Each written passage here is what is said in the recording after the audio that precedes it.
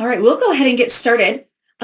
Welcome this afternoon to our AAPPL training for our 2024 administration. My name is Elise Fry. I am the Test Administration and Formative Assessment Specialist with USBE. I am joined by other members of our USBE team. Jessica Wilhelm is with us. She is one of our special education specialists. And Emily Ng is with us as our support specialist. We also have representatives from LTI. Jennifer Quinlan is here, and we will be joined by others a little bit later. They're going to be monitoring the chat and offering support as needed throughout the training. Just as a reminder for you, this meeting, just like all of my other trainings, is being recorded, so it will be available for future reference on our USBE Assessment YouTube channel. I will also provide the link in our next Assessment Director memo that goes out next week. And then the slide deck will also be shared through Midas. For those of you who enrolled as participants, you will be able to have access to those as a PDF. So this afternoon, we are going to look at how to roster for AAPPL because it can be a little bit tricky. We're going to look at how to request accommodations, how to best prepare students and teachers for testing. We'll go through the testing process itself and then how to access your reports as well. That way, you are more comfortable with the system and you can train users in your LEA and share this information as needed with the audiences that you work with. So just some general information to be aware of with the AAPPL test. Language Testing International is the vendor who provides the actual assessment of performance toward proficiency in language, or what we call the AAPPL test. Okay, USBE works with LTI to administer this assessment to all students who are enrolled in grades 3 through 9 who are in dual language immersion programs.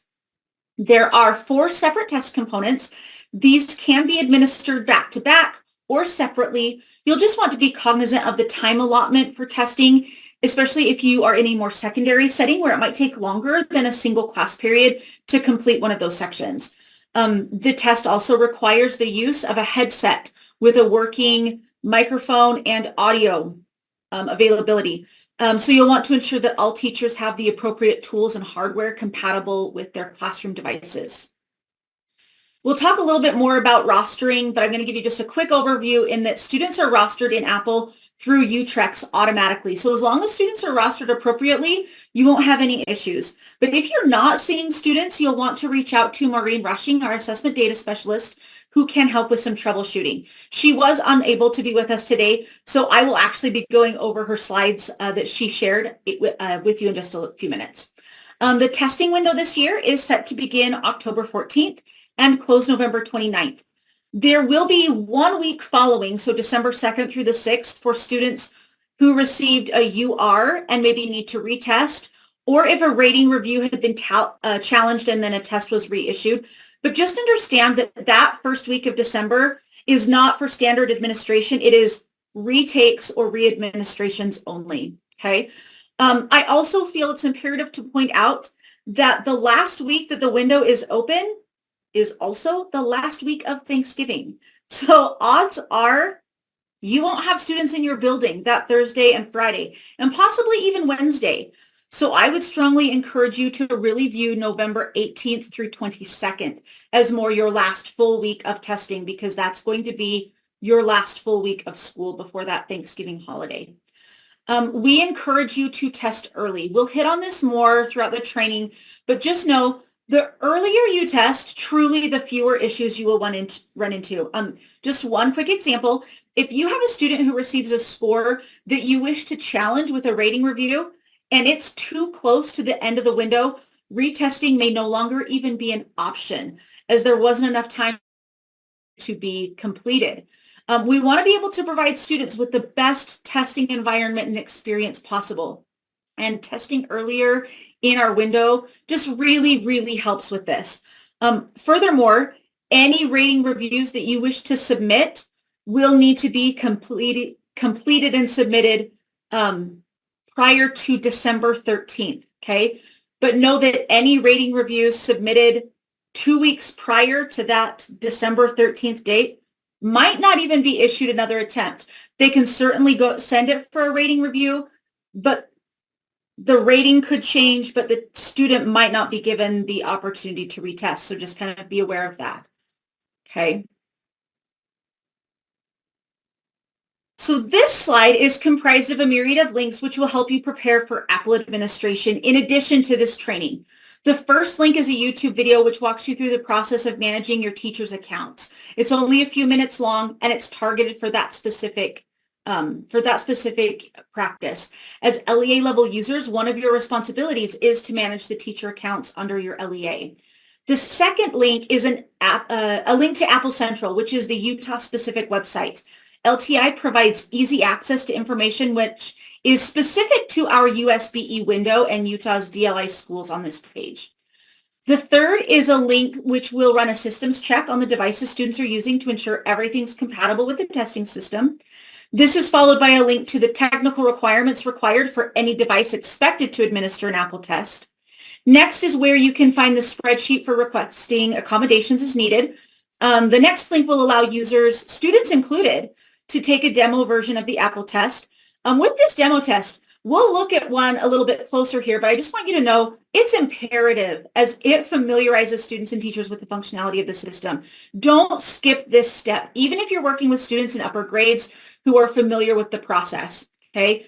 Usage with that practice test, that training test, is super, super helpful. Will the slide deck be shared out so we can access? Yes, David, I shared that at the beginning. It will be in Midas. It will be linked in Midas if you are registered as a participant. Okay.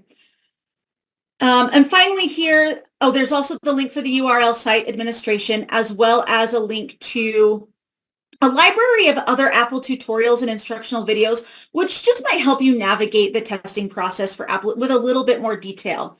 Okay, most of these links are found in the AAPPL account resources on the home screen, as well as on our Utah AAPPL Central website. So these slides are sent from Maureen Rushing, again, our assessment data specialist, who was unable to be here with us. So I'm going to do my very best to cover her area of expertise as much as I can. Okay, so this is a basic overview of how your student information flows for rostering of the AAPPL test. The student information is first entered into your LEA's SIS, and then your SIS submits that information to UTREX in what we call the nightly upload, where it's validated to ensure there are no errors. And once that's in UTREX, our vendor, so LTI in this case, can pull that information to roster the students for assessment.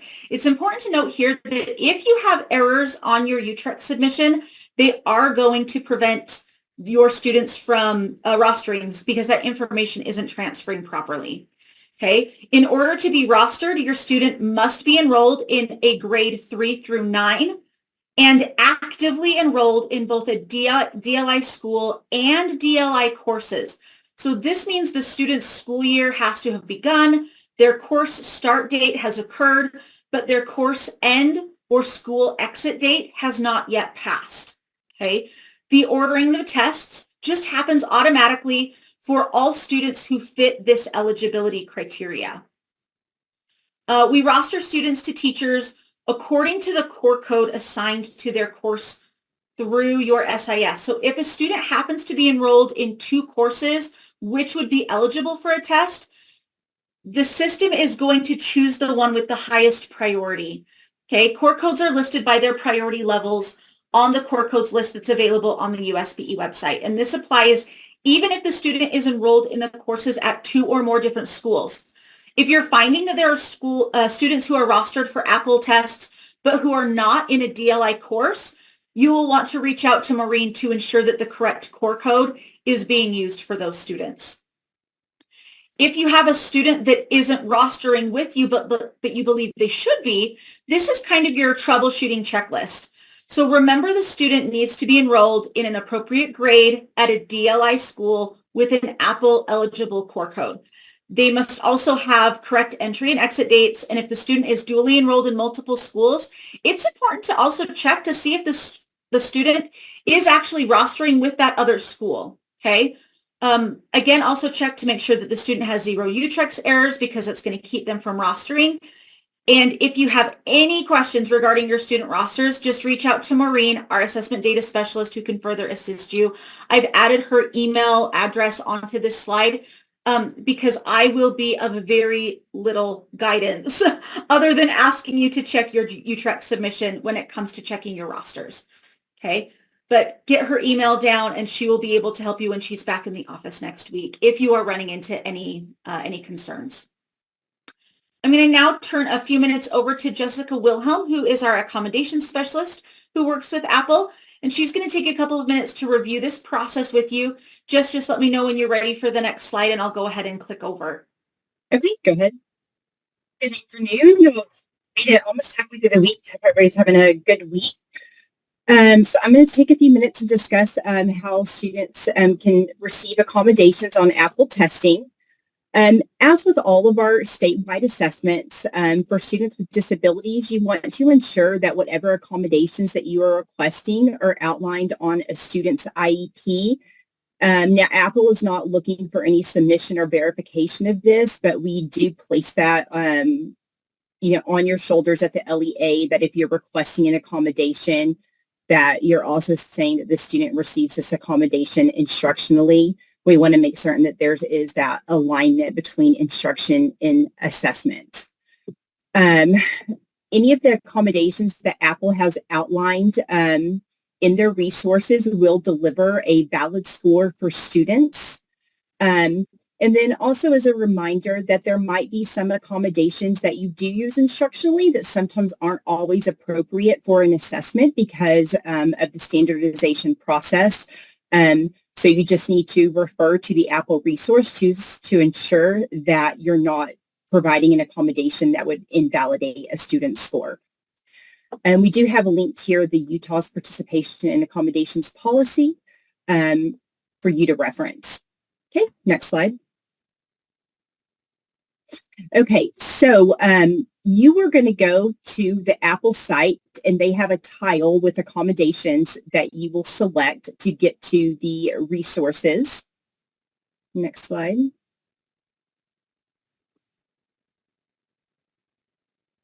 And when you click on that tile, it will bring you to this page with some information which is available for you to download. The first is a PDF which outlines the accommodations guidelines and also the online request form that you will fill out, and we will go over that process. Next slide. So this is the guidelines document, and it gives you an idea as to what accommodations are available, and you can review this with IEP teams or a 504 team to determine which ones need to be requested for your students. There are some embedded accessibility features that are available to all test takers, and then the accommodations will require a formal request from Apple. Okay, next slide.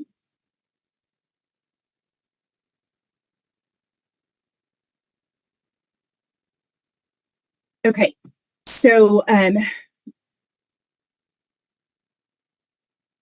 from a couple of years ago, if you were around, there is a change in the process from requesting accommodations. There is an online form that allows you to submit this request for single or multiple students at once, and makes the request process a little bit more efficient and easier to track. Next slide. And this is the request template, and you will just enter the information required that's outlined. And for single learner requests, you'll fill out the form completely online. And then if it's for multiple learners, it will prompt you to use an Excel file. And other accommodations are needed, then the single learner form will have to be used. When you submit this form, the requests are then sent to LTI instantly, and there's nothing additional that you have to do at the LEA level. You'll receive an email confirming your request has been submitted, and then you're going to receive another email when the accommodations are loaded in the system and the tests are ready. You will no longer then need to monitor the accommodation status in that client site because you will automatically get an email once the request is submitted, and again, once the accommodation is loaded into the system. So really, all of those resources are available online. And of course, questions typically arise as you start doing the process. So feel free to reach out to myself if you have any accommodations questions as you get started engaging in that request process. Thanks, Jessica. I did want to address something here in the chat where Jeff had mentioned if this is also for ELL students because they've had a teacher say that they want new ELL students to have Apple read to them, and it didn't seem like an accommodation we could be doing or what was necessary. And Jeff, that is correct in that when it comes to the Apple test, and Jessica or Jennifer can jump in and correct me or provide more detail if needed, but I believe you can read the directions as necessary or have the directions translated, but that would be the extent of that, not necessarily the content of the assessment.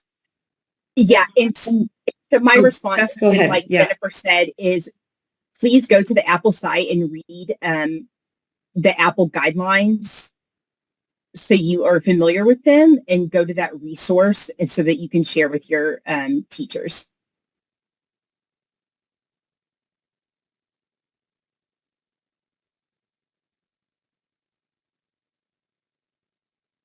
Jen also reminded me that there is an option for a pilot for the Apple test that is all in Spanish for ML students or new arrivals.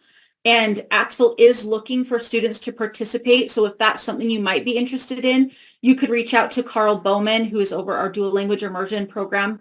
He's the specialist for those, and see if that would be a possibility.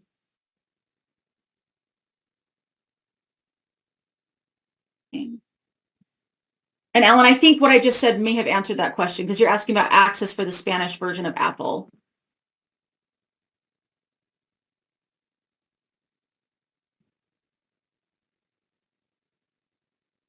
Christina's saying Utah participation guide on 22 and 84 doesn't really have guidance. So my understanding is we refer to accommodations as listed on the Apple site.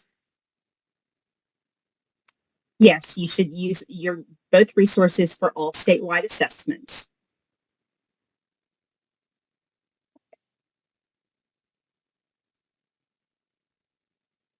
Any other questions for accommodations that you would like to drop into the chat? You are welcome to do so, and Jessica can either come off mute or she can address them in the chat as well.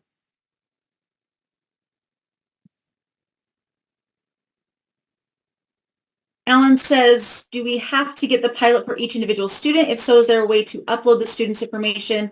Or do I have to call Carl for each of them? Jennifer, do you know how that works? Because that would be something completely new. Email Yes, Carl and Jen. Perfect. Yeah. And anyone can participate in that pilot. You can do a bulk upload just like you would for the regular Apple. There's just a little extra information because AAPPL will want to gather some information around the testing experience and if the students are able to, understand everything and whatnot. So if you email Carl and myself, we'll get you more details. Perfect. Thank you.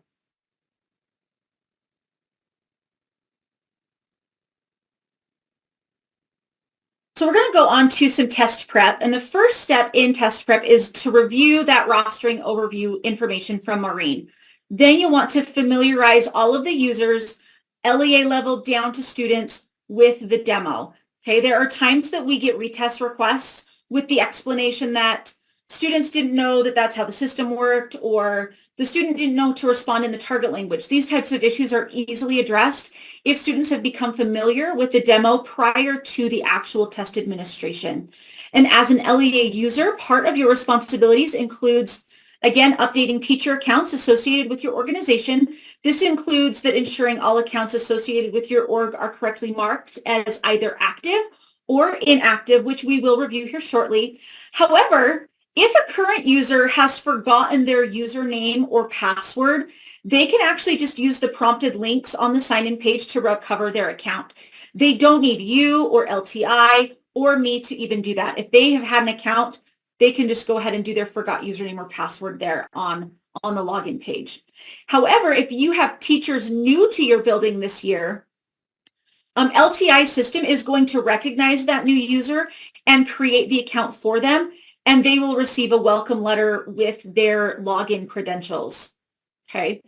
As you prepare for testing, I would also recommend that you work with your tech or IT people to ensure that all devices which are going to be used for testing have gone through the systems check process. A lot of times as teachers, myself included, when I was in the classroom, we rely too heavily on our technology working as expected without going through the proper assurances to make sure that that's actually the case.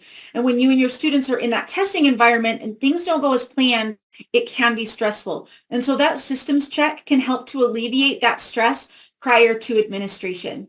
You'll also, again, want to orient yourself with Utah's Apple Central. The URL is included here on the slide. I would recommend bookmarking that site if you haven't already done so. The site's really user-friendly. It's really easy to navigate, and it has all the information that you'll need to move forward with your test administration process. When it comes to your teacher accounts, those who have information in the LTI client site already are going to receive their auto-generated welcome emails on Monday, September 30th. Okay, these welcome emails are going to come in twos. The first notice is going to have the user's username along with some other helpful information to get started. It's going to probably come in the afternoon of that Monday, okay? And it's also going to come from a no reply at email address. Because of that, sometimes your school email filters will filter those out, so make sure you're checking your spam or your junk mail, okay? The second email is going to have the user's password along with guidance that they will reset their password after they use that temporary one for their initial login.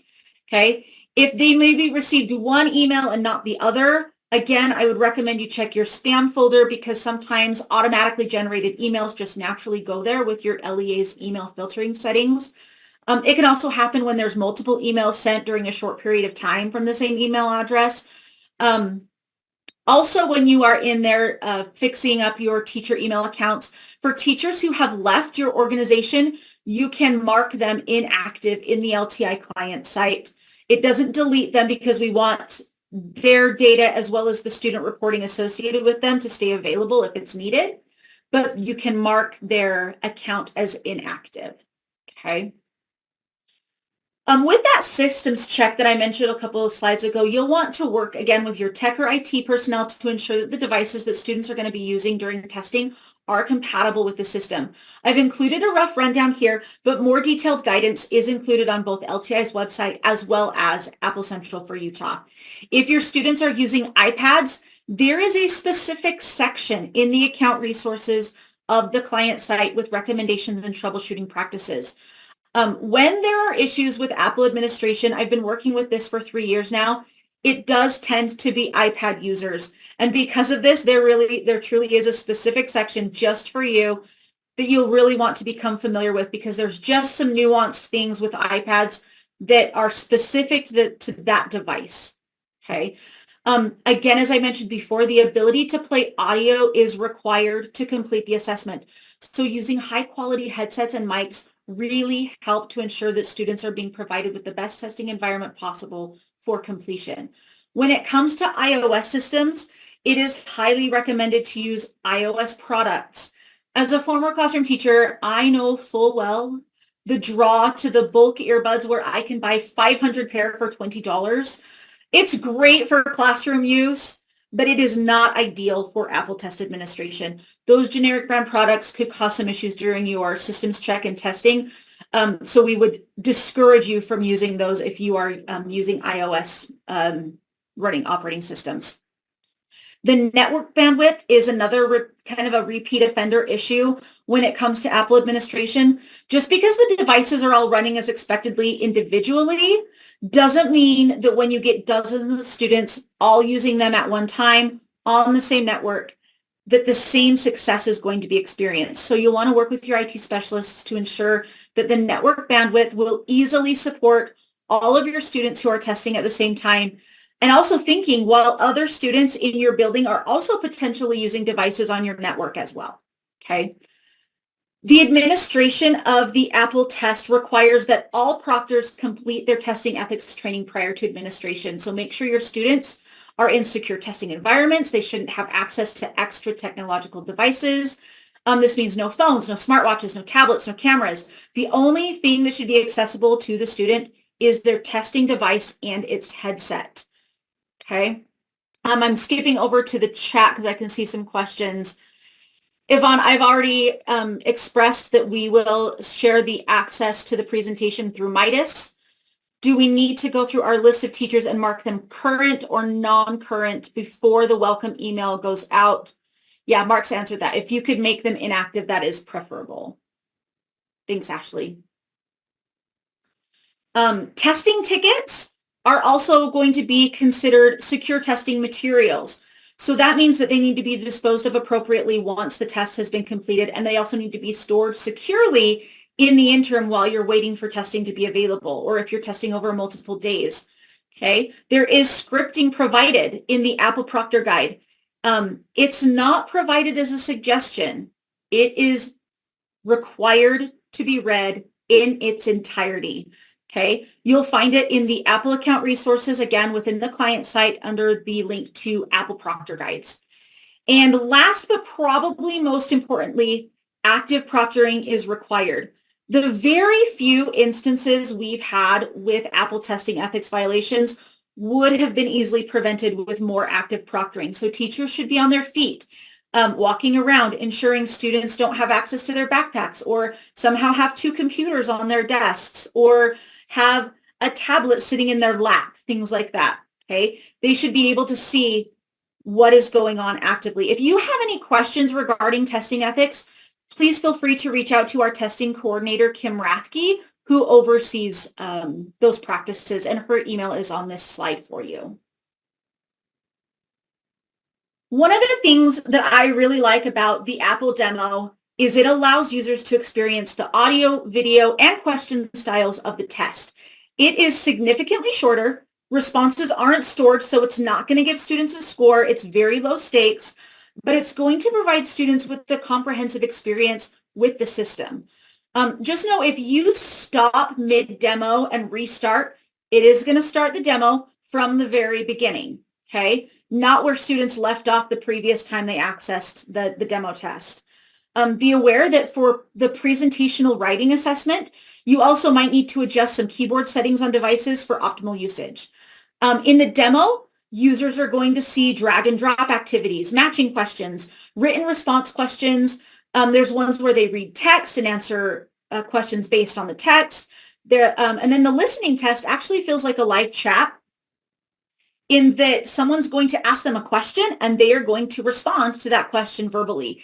It helps the students become familiar with the testing platform in just a really non-threatening way. This is also great for students who may not speak English or the target language fluently to get support from their teacher regarding the testing system and its directions without violating any of the ethical practices.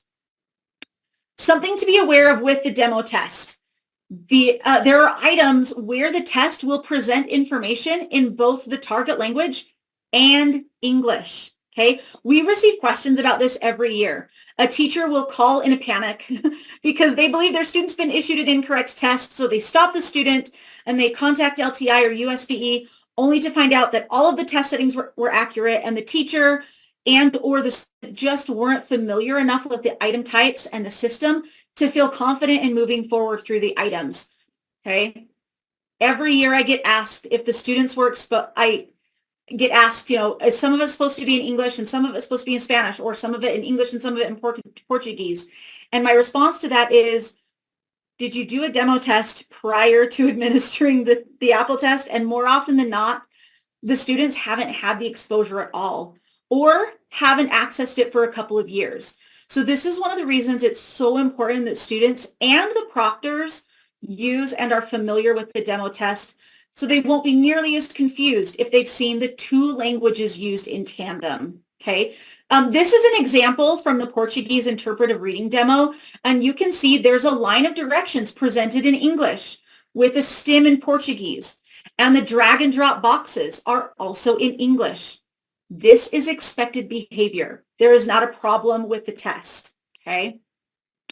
Note here in another example from the German demo test, the directions appear in English, but this time the drag and drop items appear in German. Both items present this way to ensure students understand what they are supposed to complete during the reading task. Then information appears in the target language. Again, in that Portuguese item, There was the item information in Portuguese, but then the students selected their response from the English options listed below. In this German item, the text to match each image is presented in the target language of German. So again, it goes without saying here that the more familiar students are with these task types on the demo test, the less confusion there's going to be during your administration. Okay. Another step that teachers will want to take prior to testing is familiarizing themselves with the proctor guide. There's a link provided on the Utah AAPPL Central site. I've also linked them here in the slide. When you click on the proctor guide tile, you're going to then click the appropriate proctor guide for your program's target language.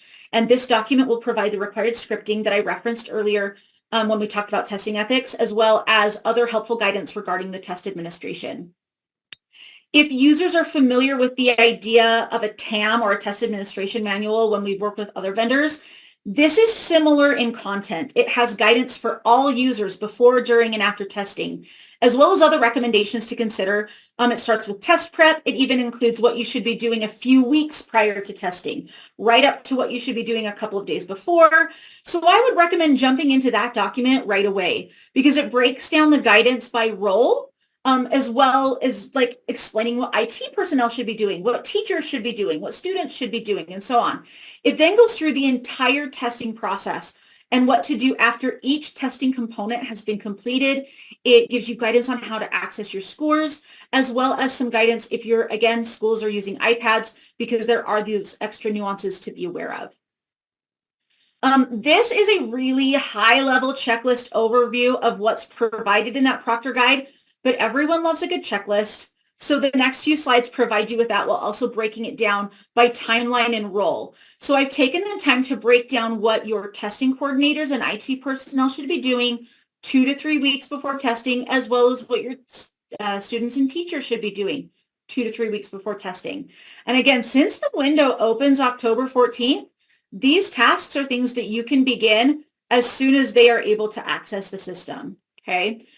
Just a day or two prior to testing, you'll want to run that systems check again, just to make sure nothing's changed since the one conducted prior to your demo test administration. You'll also want to prepare your testing tickets. These should again be kept secure prior to administration and securely destroyed once testing is finished.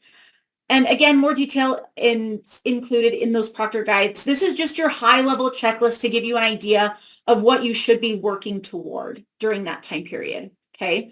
On the day of testing, test administrators should distribute those testing tickets and ensure a secure testing environment. Students, again, shouldn't have access to anything other than their testing devices and that headset.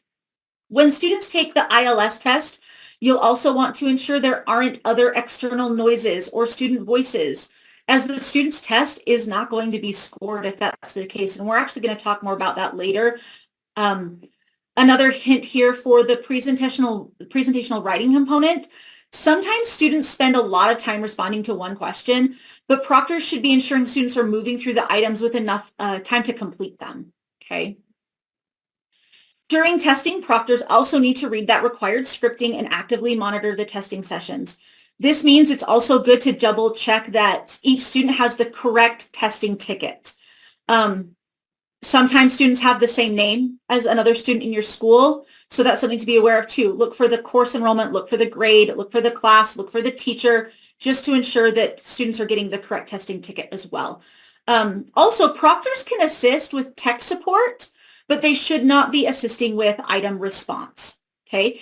If you are administering the Apple test and you run into a tech issue, I would immediately reach out to LTI and have them troubleshoot with you in the moment rather than waiting until the end of your day, if at all possible, okay? And then also make sure that testing tickets are collected when students are done and secured until the next session. So we're going to stop for just a moment here to see if there's any questions on what we've covered so far, like logging into the system, test prep, any testing ethics, the demo itself, any questions regarding the proctor guide. You can drop those in the chat.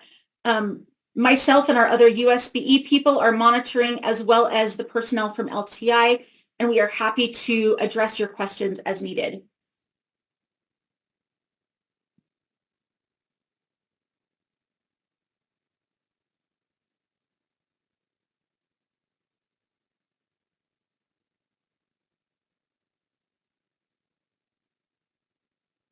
missing anything, which is just fine.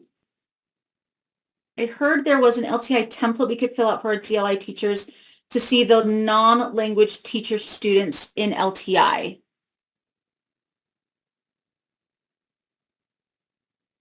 I'm trying to think if this is referencing teachers with sub-accounts that might need to be added.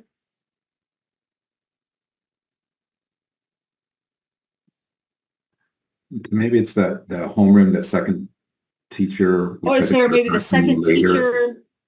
I'm not quite sure what you're referencing, Amanda, but there is a chance that we will hit on, because I do show a couple of templates here in the next few slides. Okay, yeah, we'll get to that in just a little bit. Yeah.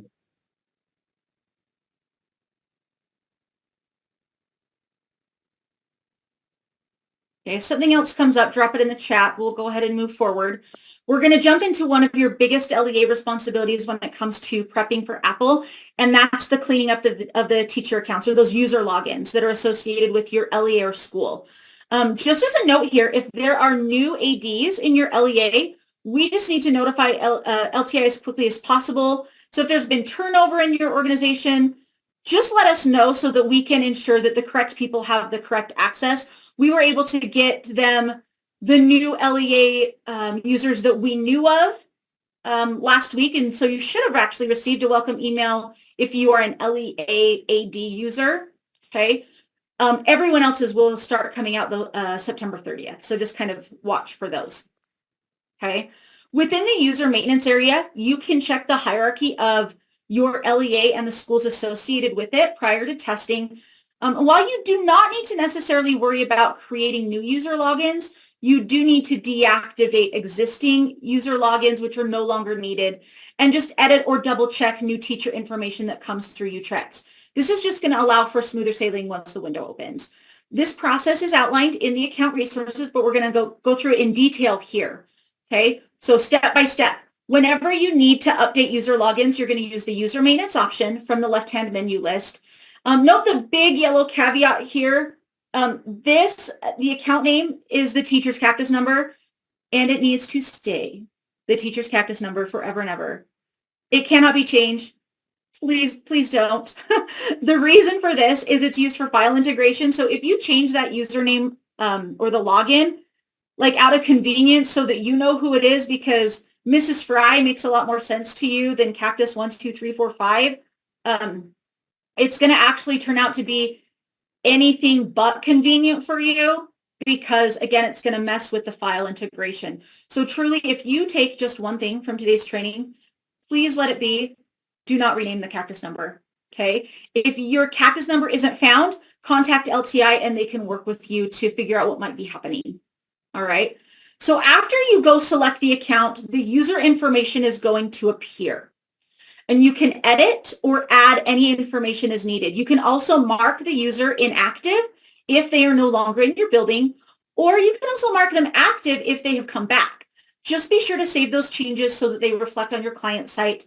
On a similar note, if you would like those inactive teachers to no longer appear on your list, you can work with AAPPL Help to get those hidden from your view, because again, we don't delete the accounts because we need the data to remain there along with the student reporting. Okay. But if you would like those inactive teachers to not appear from your list, because some of our LEAs are rather large and have long lists of inactive users, you can work with AAPPL Help to get that taken care of. Your new users in the system are only going to appear with a cactus number. So we do need you to take some time to put in your new users' first and last names, where LTI has defaulted them to the NA first name and NA last name. Again, this is under the user maintenance menu piece. Okay. To edit, you just need to select the NA and then update the user's actual first name and actual last name and include their email. Okay. As an important note here, when you edit those fields, be sure to click the resend username, password, email, so that the user is then notified of their login information. Okay. They don't receive their login information any other way as a new user. Okay. Also to note, if someone's lost or forgotten their login information, you can go here and resend it quickly just by clicking that resend button. Again, they can also use the forgot email or password prompts that show up on the client site homepage. If you need a new sub account for a new school in your LEA, you can reach out to Apple Help with that request as well. Christine, in the welcome emails, the first email has the username, and then the second email has the password.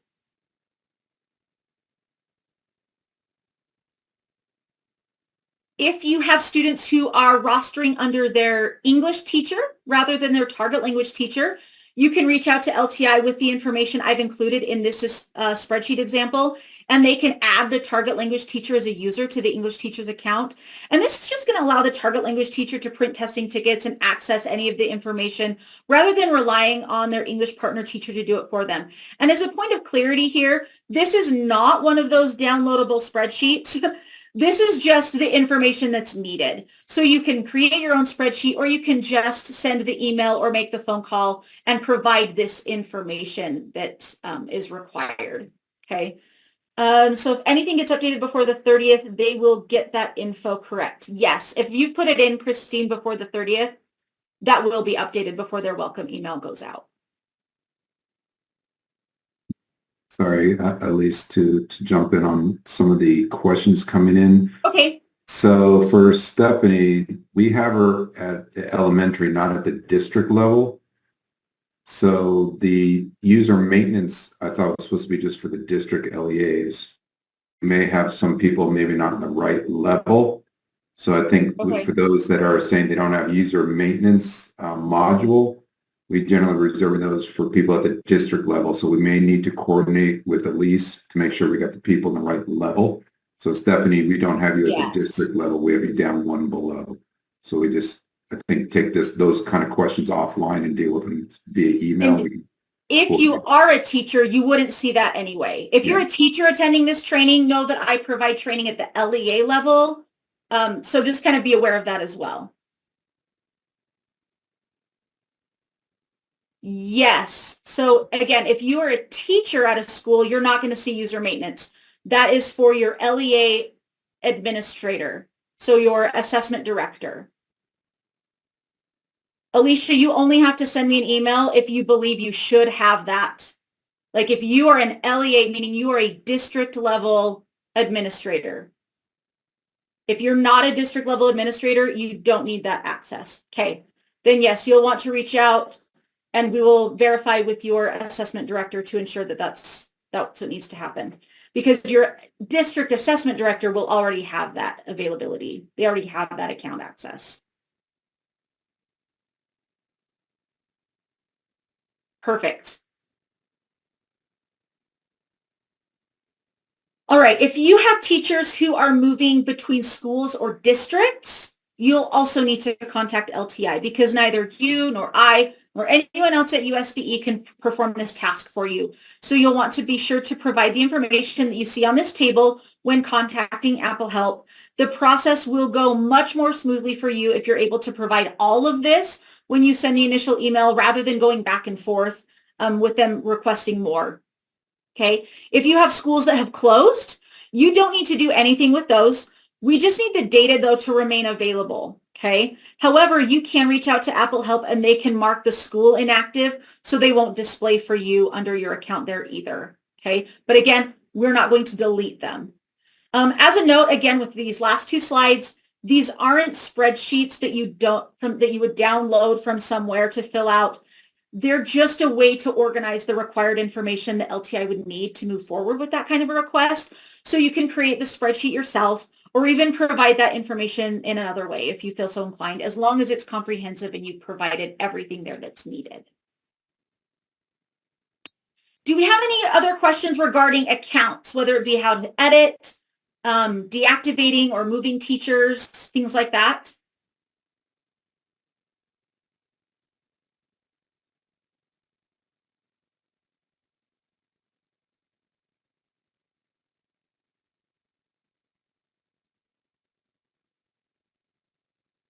If something comes up, drop it in the chat and our USBE friends and LTI friends will address those. When entering in new teachers, did you tell us to put the N put NA as their first. So Ashley, NA is already there. So you're going to delete that. So if you were putting me in as your new teacher, you would remove NA from first name and type in Elise. You would remove NA from my last name and you would type Fry, and then make sure that my email is updated to my current email account. It's a placeholder, or it's a placeholder when we get the orders from USBE through the integration, and we don't have the information in the system that's given to us. So we put a placeholder in order to get the student tests in our system. Thanks, Mark. Perfect. So the next thing we're going to look at are your testing tickets. So when you're ready to test, testing tickets can be printed from the client side under Apple Test Status. As a friendly reminder, again, these are secure testing materials. So they need to be stored securely when not in use and disposed of appropriately once completed. Okay. Please do not distribute them to students prior to the day of testing in hopes that they're going to keep them safe. They should not be going home. They shouldn't be in backpacks. As a hint here, when you go to find your tickets, the shorter the date range you have, the quicker the system can generate your tickets. So I would just recommend using the testing window block of time. So that October 14th through November 29th window is going to narrow that down, and you're going to get your results a little bit quicker. Cindy, if you have a teacher that's not in the system, reach out to us so we can look into it. Yeah, this is also impacting Davis District too with Christine. She has a couple teachers without the cactus IDs, and we checked earlier this morning. No orders are flowing to us. Okay. So yeah. Prior to printing those tickets, you'll want to also grant access to those pop-up blockers just in case that permission had been denied on your device. You're going to select the format for printing. I've included an example here. It's going to have all the information on the ticket that's required for testing. And you can see in the screenshot that it has the student login information with the student's name, their unique username and password, what target language the student is registered for, as well as the site that is used to access their tests. And if you are the LEA user, as you're going through the testing process, you can actually check the completion status of Apple tests that are assigned to your organization. To do this, you'll log into your client site and scroll to the very bottom of the page where you'll see a graph. And under the drop-down type, where you can see I've put that red box, you're going to change the drop-down to read by one level below. And the schools in your LEA are going to populate. And then when you hover over the respective bars on the graph, their completion percentages are going to appear. I would recommend checking this a few times a week throughout the window so that you can communicate with those schools who just might need that gentle nudge to get done before the window closes. It also just gives you a good temperature of where you're at with your completion status. Speaking of that testing window, that window can really creep up on you. And I know this sounds silly, and I might be hitting broken record status with this, but the sooner you begin testing, the sooner you're done testing. Okay. When students are finished earlier in the window, it's going to leave more time for you to review your reporting and submit any rating reviews that need to happen or retest requests that need to happen. In addition to this, again, no rating reviews are going to be accepted after December 13th. That last week of the testing window is going to be a bit crazy for you anyway, because again, if you look at a calendar, that's the week of the Thanksgiving holiday. So you'll want to take that into account, as those are not working business days for LTI. And I'd highly doubt that you have students in your buildings on Thursday and Friday anyway, possibly again, even Wednesday. Okay. As with any of our other testing windows, whether it be Apple, Rise, Utah Aspire Plus, any of the windows that we use, we ask you to reserve the last full week for students who were absent during initial administration. Okay, that's the same with Apple. Anyone who's absent, or for those that have received a UR and just need that retesting time. Okay, know that there will be a test push, like an automatic submit, which occurs after the window closes to submit tests which students have started, but they've not yet finished. And it's just a really good idea. The beginning of that last week, so think like November 18th, look through your schools and your rosters to determine who hasn't finished up to this point and really push to get them done. Okay, you can use that graph I shared on the previous slide Sometimes this even includes students who have completed all the tasks on the test and they just didn't hit submit. They just inadvertently skipped that last little step. Okay. But just remember that the last week of the general administration window is absolutely not when you should begin the testing process. And I feel like I need to reiterate this because each year there are a few teachers who wait until that last week and inevitably they reach out with frustrations. Okay. And we don't want them to experience that if at all possible. Also new this year, there is a 14-day auto submit feature. So in years past, test components would only auto submit at the very end of the window. However, this meant that sometimes student scores weren't being reported until the window closed. It's really hard to submit a rating request when the window is closed. Okay. Therefore, when those rating requests would go in, they could be completed, but a retest couldn't be issued. So moving forward, if a student doesn't submit their test, the system is going to automatically do so after 14 days, whether they've completed the component or not. So this means that teachers do need to be a little more proactive in getting students to complete those components in a timelier manner, but it will also allow them to see scores for students who just inadvertently missed submitting the test in that timely manner. Okay, so be aware of that. Do we have any questions regarding testing tickets, monitoring the window, the testing window, or that rating review cutoff, or the auto submit feature that is through the system?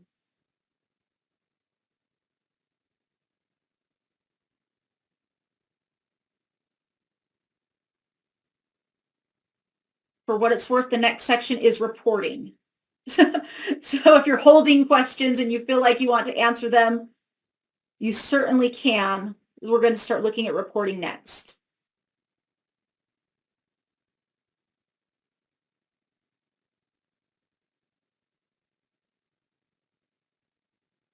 Okay. So when testing is finished, you can access the reports from the LTI client site. There are 3 reporting options, and we're going to take a quick glance at what each of those looks like. Okay, before we dive into them though, when you look at AAPPL reports, you want to be familiar with the performance scales. If you notice here, it starts with advanced learners at the top and goes down through novice. It also includes the form of test the students take. LTI has a blog post written entirely on how to better understand AAPPL ratings.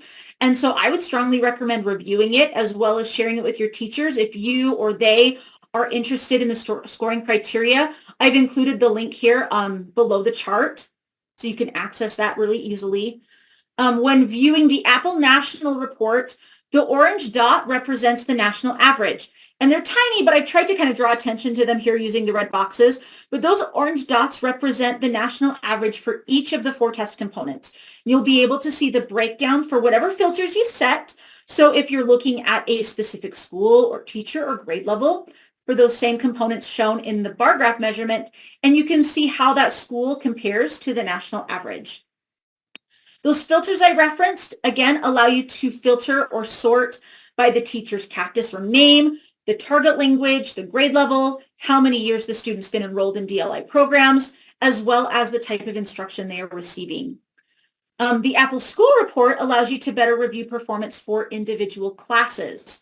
For the school report, it allows you to see the performance for the classes and then breaks those down by the 4 separate components of the AAPPL test. So you'll get separate ones for interpretive listening and speaking, presentational writing, interpretive listening, and interpretive reading.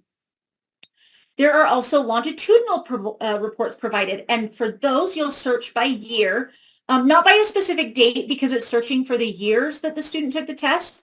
So you'll search by year, language, or by student. And here you can see how student information is reported over the course of multiple years. It includes the student's name, the language in which they take the AAPPL test, which school or schools they were enrolled during the administration, their grade for each of the individual tests, the year they took it, and the score they received on each component. These can be exported to Excel if needed at any time, if you need to share them with teachers or parents. I should note here, though, that the longitudinal reports are for tracking individual students, not for groups or classes of students. So be aware of that. But if you're interested in looking at group information over time, you can filter by teacher or school and run those reports multiple times just for different years to get that kind of longitudinal snapshot. It's just it's multiple steps rather than this longitudinal one for an individual student. When it comes to unratable tests, there's a report that's specific to these as well. So these are filtered by teacher, school, and language. The UR request goes to the teacher in the district, and then it can be viewed by filter option. The export to Excel feature will allow you to export your testing data for any analytical purposes. To export data, there is also now a detailed documentation guide for you. It's located in the Apple account resources under what reports are available within Apple.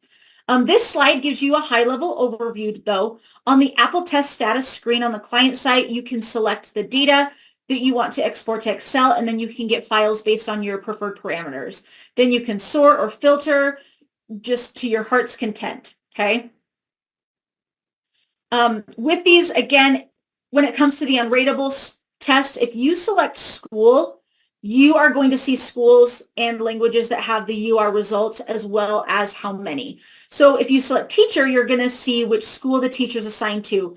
As some DLI teachers are employed by multiple schools, they're shared, okay? And then languages will have the UR results as well as how many. And finally, if you select language, you're going to see which languages have UR results and then how many. Again, these can also be exported to Excel if needed, okay?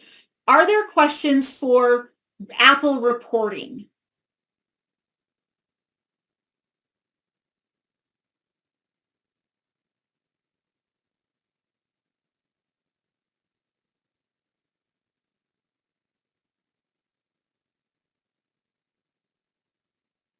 Okay, we're going to go look now at rating reviews then. So after you've been able to see scoring, we're going to look at rating reviews. This is a newer process. It was updated last year. A rating review is when a teacher questions a score issued and would like to send the student's test, specifically interpretive listening and speaking or presentational writing, for another round of scoring.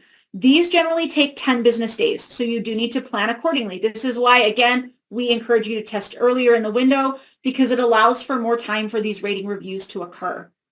Also, you'll want to be prudent with your requests as the system is only going to allow an account to submit 10% of the ordered tests for a rating review. So to break that down, if you have 50 students assigned to one target language teacher, meaning they would have like maybe 25 AM students and 25 PM students that switch through the day, that actually limits that teacher to 5 rating requests. Okay, so just be aware of that as well. So this process is as follows. You're going to log in and select the Apple test status option from the left side of the screen. Then you're going to search for the date range for the components that you want reviewed. The search results will load, showing you a list of Apple tests associated with your account that are within the date range you selected. Okay, for tests that have been completed and rated, you're going to see the student's scores listed by their first name and last name. You can click on the little speaker and then the paper and pencil icons to access their responses. So you can hear what they said. You can read what they wrote. Okay, you just click on this icon so that you can access those. This is a step that cannot be skipped when you are submitting a rating review. Don't just assume that because a student seems to perform well in class that they are going to perform well on an assessment, because we see this all too often. Always check student responses prior just to ensure you truly feel the student's score doesn't match what was actually submitted. Again, this is important to note because sometimes what a student submits isn't in alignment with what we might feel they're capable of as teachers. Okay. You have 60 days of availability to submit rating reviews, but I would encourage you to review them in a much timelier manner in case that rating review is necessary. All right. Reviewing your learners' responses will also give you greater insight into their speaking and writing abilities in the target language. So don't just review ones where you feel a rating review might be warranted. Review them all. See what your students have submitted, okay? Take time to review both those ILS components and the PW components, as well as their reason codes, if it's applicable. It's just there so that you better understand the rating prior to submitting a rating review. You can also see an information icon next to the components that have a final score of a UR or an NR. This was new last year as well. So when a rater indicates there were factors that impacted the learner's rating, you're going to see a circle with the I. It's just a little information icon showing you the reason that the rater or raters selected those. These reason codes are multifaceted, okay? They first provide teachers and administrators with more information about factors that impact a rating outside the learner's actual language production. They also clarify the process for the raters so that it handles those tricky cases more consistently.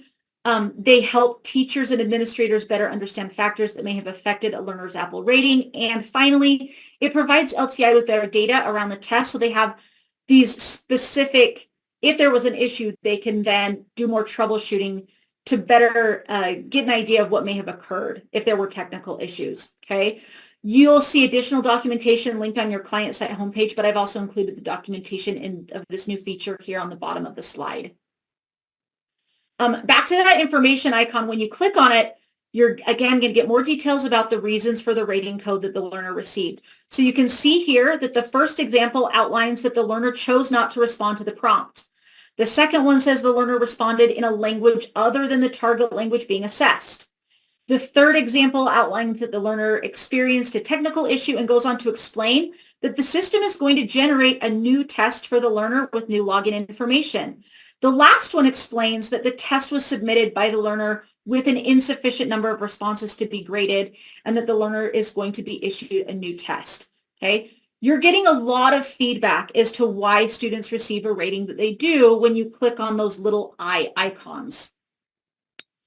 That information icon will only be displayed when the raters indicate that there was no evidence of production at the level. So they're going to select one of these reasons below, if it's for below N1 or A1, okay? So when a rater encounters a response that's unrateable for other reasons, they will have additional tag options that they can also submit with their rating. One would include any alarming comments. We call these alert papers with other vendors. Okay, these are going to be finalized with a rating of not rateable. Okay, an incident report is also going to be prepared and sent by LTI to the client as well as USBE, and you will work with Kim Rathke, our testing coordinator, to ensure that those any alarming issues are being addressed. Any suspected AAPPL code honor violation, meaning if there was a cheating issue or an issue with other academic integrity, those are going to be finalized and submitted as not rateable as well. Honor code violations and alarming comments, again, those are also reported to USBE, and you need to follow the appropriate avenues with Kim to address those. Poor audio quality is another one that's probably the most common. Okay, that's going to be finalized as not rateable. That's when there's the surrounding area for the student is too noisy or the student is whispering. We're actually going to listen to a couple of them in a minute, and you can see why it would be so difficult to give a score to that. And our tests are not provided with a second attempt automatically. Those requests have to be made to USBE, and I just want you to know that not many are granted, okay? Because we don't give second attempts for students who aren't trying their best or for students who have cheated on a test. Those don't warrant second attempts, okay? If there was a technical issue, it's going to be finalized as unrateable, which is UR, and that test is going to automatically regenerate overnight so that the learner can retest, okay, at your earliest convenience. So just know the difference between the NR and the UR. There's also a new code this year for off topic, because just because a student seems to respond beautifully doesn't mean their response actually answers the question that was asked. Keep this in mind when you're also submitting your rating requests, because oftentimes we get rating requests and it sounds like a really great response. However, when LTI looks on the back end, it turns out that the student, while speaking beautifully, didn't actually answer the questions or stay on topic with their responses. Again, these details, along with access to the presentational writing and interpretive listening and speaking responses, they just need to be reviewed before you request a rating review. Make sure you've done the student and yourself some due diligence before you go and make the request to issue a second test, because you probably know as well as I do, if a student has sat through a test once, they probably don't want to sit through it a second time. So we want to keep these to a minimum as much as possible. These are the couple of examples of NRs that we're going to listen to. I just wanted to give you a little precursor here that one has too much background noise to be scored, while the other is an example of not being able to understand the student. After listening to these, it's also important to note that while one voice might be more prominent than another, or to a teacher, maybe even incredibly recognizable as a specific student, to one of the raters who doesn't recognize student voices, it is very difficult to discern which voice to listen to. Okay. When a teacher's reviewing responses for a rating review, they need to ensure that other students' voices or background interference isn't adding to the sound quality or the lack thereof. Okay. This is again part of some of that active proctoring during AAPPL test administration. If other student voices are detectable, this could become more of a proctor issue than a technical issue. So if you're reviewing those student responses and you can hear any other student speaking, a retest request is not going to be honored, okay? Because as a teacher or an LEA user, again, you're at an advantage in that you may recognize the voice of the student, or you can pick out which voice should be heard over another one. And the raters have to approach this far more arbitrarily if there are other detectable voices, and they can't rate a student's response with assurance without knowing full well what voice is which. Okay, so ultimately, other voices and background noise, as well as other students who are difficult to understand, are not going to be rated, and they're not going to be issued a second opportunity to test. So this first one is an example of the too much background noise.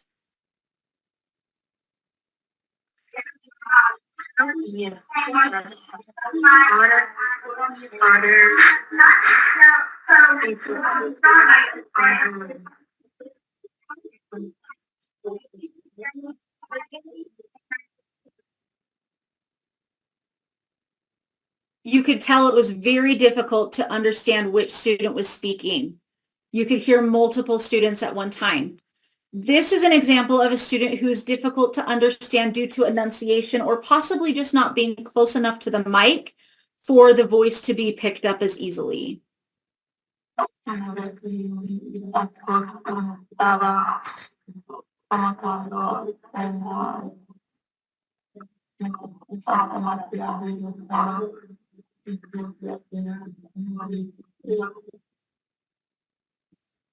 That gives you a good idea of what it sounds like on the rater's side.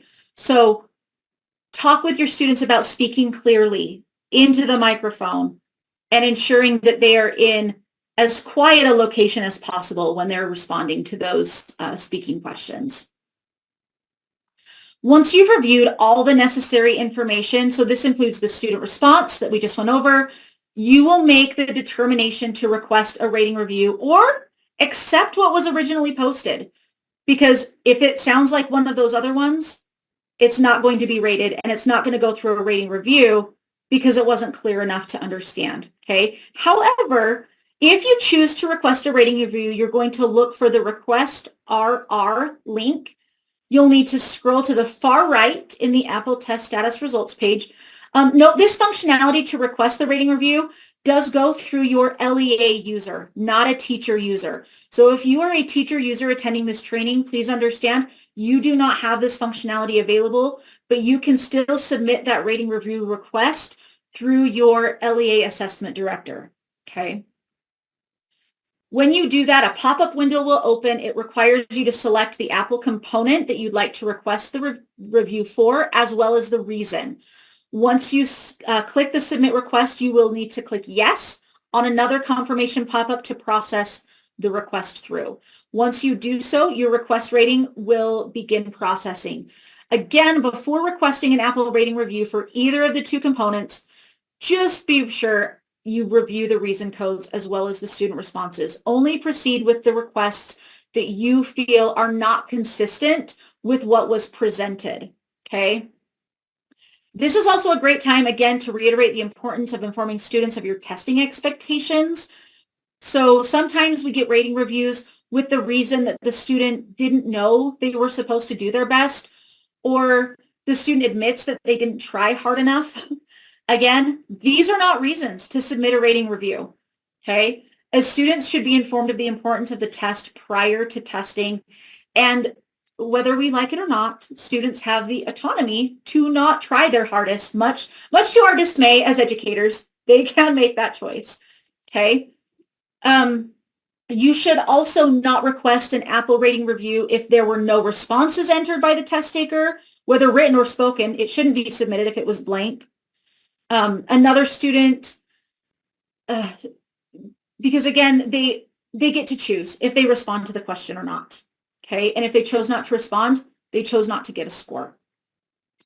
The test taker, if they respond in English for an AAPPL test that targets a different language, okay, that's not rating review. It's not one that's going to be sent, because again, if the student was working with the demo test, they would have been aware that they need to respond in the target language. Another reason you wouldn't submit a rating test is if you, again, think that the test taker should receive a different score because their daily language production in the classroom is different than their production on the test, because AAPPL scores are based solely on the test taker's demonstrated language ability while taking the test, okay? Also, though, if after you submit a rating review, if you change your mind or you made a mistake somewhere, there's a limited window where you can cancel that request in the event that you make that mistake somewhere or you realize it's no longer needed. And guidance for how to cancel that can also be found in the AAPPL resources. Here are some simple tips for avoiding unrateable tests. These are the ones that would reissue another test for the student to take because it just couldn't be scored the first time. We talked about how the system does an auto submit push at the close of the window. And again, it's going to do the same thing if the test has not been submitted within the 14-day period. So if a student starts a test and doesn't finish in the first session, you'll just want to ensure there's enough time for them to complete within 14 days so it doesn't automatically submit a partially completed test. And know that that 14-day window begins the first day the student accesses the component, okay? I do want to address something with the speaking test. Students do not have to fill the entirety of the time to receive a good score. For example, if the student's been given 4 minutes to respond to a question, they can still give a really well-constructed verbal response, which could warrant a great score in 1.5 minutes, okay? They're not at risk of having a UR issued for not taking all of the time allotted. The score is determined by how well the student responded, not how long the student responded, okay? Next, for both speaking and writing components, be sure the student knows to answer in the target language. As we've mentioned previously, ensuring your technology is good to go is also really foundational for successful administration. Do those system checks, sometimes even clearing the cache and cookies on the browser can be helpful. Proctors should also really work to minimize, again, that background noise as much as possible so that when the test goes for rating, the raters can easily hear what the students have submitted. Now we're going to review the resetting and reordering of student tests should the need arise.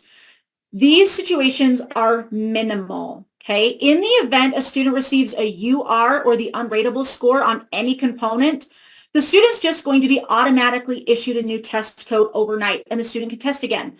The test is going to be available through your client site the day after you receive the notification, and those UR reorders are going to generate an email to both the teacher and the LEA for notification.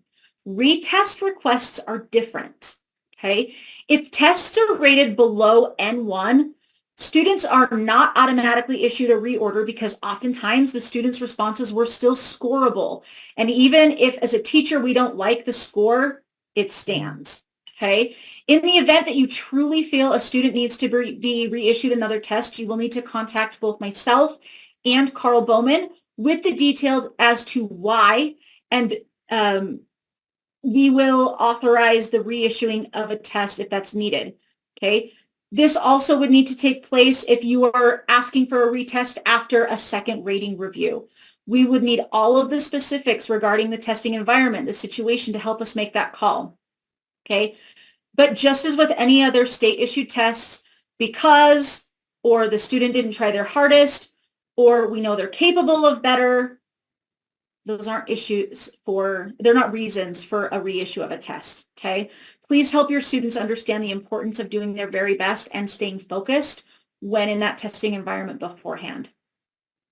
More importantly, these retest requests really need to happen as much as possible within the testing window. So if a student's taking their test on November 27th, that's the Wednesday before Thanksgiving, and you were somehow able to view their score on December 2nd, which is after the window has closed from returning that from our Thanksgiving break, while you can request a rating review, a new test is not going to be reissued because the window has closed. Okay, so you can still, again, submit the rating review for the score to be reevaluated, but the student cannot take a second test if the window has closed. And I like that Carl dropped in the chat here, preparing your students beforehand and then that active monitoring is really going to help lessen the amount of rating reviews that you may need. Okay. In the event that you do end up needing to reorder a test for a student or for a second test, like for a student who is enrolled in 2 DLI programs, while not common, we do have a few students who take advantage of this. Once they get to the secondary level, like they need to be issued both the Spanish test and the French test. Okay, these are the steps that you would take. First one, and not listed here, but touched on earlier, you would need to contact myself and Carl to approve the reorder because we have to approve that, or we have to approve that the student will in fact be taking 2 tests. Okay. LTI is then going to grant you permission through your account to reorder the test. Again, to clarify, these are not tests which have received the UR or unrateable. Those are going to automatically generate. These are for students being issued a second test attempt because either the first score had been challenged or the student is enrolled in multiple languages for DLI and needs a second test in a second language. Okay. If we approve your request, you're going to follow these steps to reorder the test. So you're going to click the test requests on the client site once that becomes available on your account, and you'll choose Apple. You'll need to download the registration form and fill it out. You'll then save the changes you made to that downloaded spreadsheet and upload it to the appropriate spot in your client site. Please note here that the system is going to alert you if any required fields were left blank or if there was an error on the form. For example, a couple of years ago, a missing column was inadvertently added, and even though it was blank, it didn't allow the spreadsheet to then upload appropriately. Okay. Keep in mind, this is a very small number of students. You can reach out to Apple Help if you need assistance with the process. As a rule of thumb, always use a new template if you end up doing this a second time or a third time, because if you try to change data in a spreadsheet you've saved previously, you could run into some issues. Just always go into the client site and download a new clean version. It's just going to save you some headaches in the future. Okay. Also, if and when you have a student who does not complete the Apple test but should have, you will need to enter a non-participation code. When you're accessing your list of students with ordered tests, you'll see the non-participation link at the far right. When you click on that, you'll select the appropriate participation code from the drop-down menu that's specifically by the testing component. This allows you to enter codes for each individual component the student was rostered to take. So for example, if you have a student who submitted a parental exclusion form for the Apple test, you would need to ensure parental exclusion was applied to all components which have been ordered for that student. Once you've applied the code, it is going to reflect on your list. Okay. This slide includes just some of the frequently asked questions that I receive repeatedly, as well as a live link to the frequently asked questions that LTI has on their site. Feel free to access the linked items on your own, but this gives you a quick glance of what I generally see most. Okay. The account resources tile is a great one-stop shop for relevant information and tutorials, just to the commonly asked questions as well. I would also urge you to be familiar with this information in the Proctor Guide, because as many of your questions, I ended up citing the Proctor Guide as needed. Okay. With those, I would recommend that since it's an online PDF, Control F is your friend. It's really easy to find what you're looking for in the online documents if you Control F and just give it a keyword to search for. Okay. I've compiled a list of links which also provide further tips and tricks and training with the Apple test in the client site on this slide. AAPPL also has resources for teachers and students to reference prior to administration, just in an effort to offer tips and tricks to help students also do their best if you'd like to access those.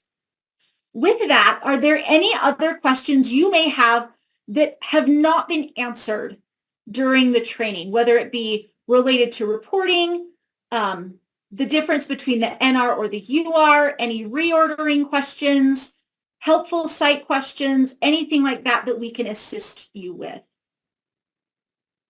If there are, just drop them in the chat. We're happy to help you. This slide is our last slide, and it's just all of the help contact information. I've included the Apple support email as well as the 1-800 number. I have included Carl Bowman's email. He is our dual language immersion specialist. Myself is listed there as a test administration specialist. I've also included Maureen and Jessica and Kim, as well as what they specialize in with rostering, accommodations, and testing ethics. Again, this training was recorded.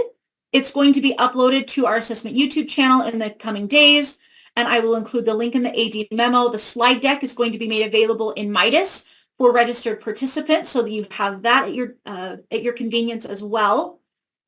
You're so welcome, Christine. Always a pleasure. You're so nice to me. Happy to help. Wait a couple more minutes in case another question drops into the chat, because I know sometimes typing them out takes a little bit of time. You are welcome, Brett. Happy to.